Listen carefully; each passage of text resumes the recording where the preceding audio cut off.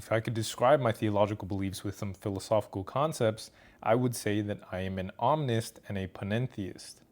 Omnism is the philosophical belief that no single religion holds the absolute, complete truth, but rather that all faiths and spiritual paths contain elements of truth, wisdom, and divine insight.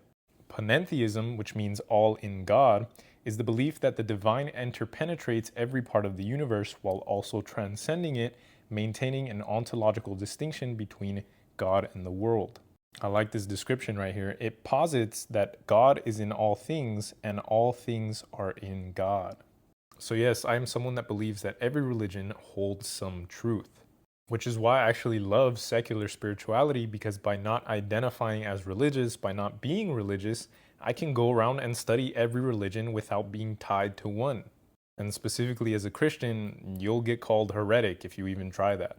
And I also get to access and study other forms of spirituality that aren't organized religion. But now let's talk about panentheism.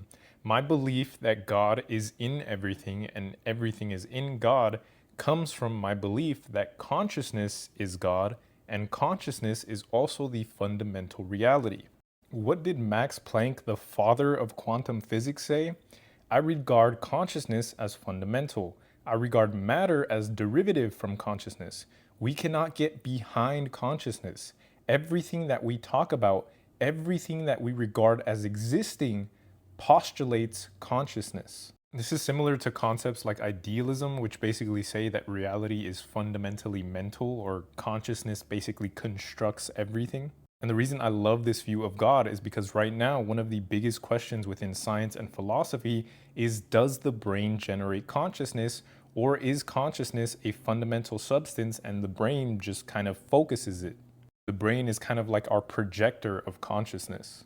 You have prominent philosophers like Bernardo Kastrup, David Chalmers, Philip Goff, and others that are all supporting this idea of consciousness being the fundamental reality. You got neuroscientists like Christoph Koch, physicists like Federico Fagin and Henry Stapp, all supporting ideas like idealism and panpsychism. And let's think about this really quick.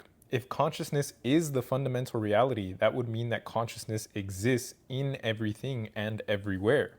If consciousness is the fundamental reality, that means everything is happening through consciousness. Therefore, consciousness is truly omnipotent. If all knowledge and information are also coming through consciousness, that would mean that consciousness is also omniscient. You see what I'm getting at here? And so we are just individual little extensions of the one consciousness, the one creator. And I love this view because this also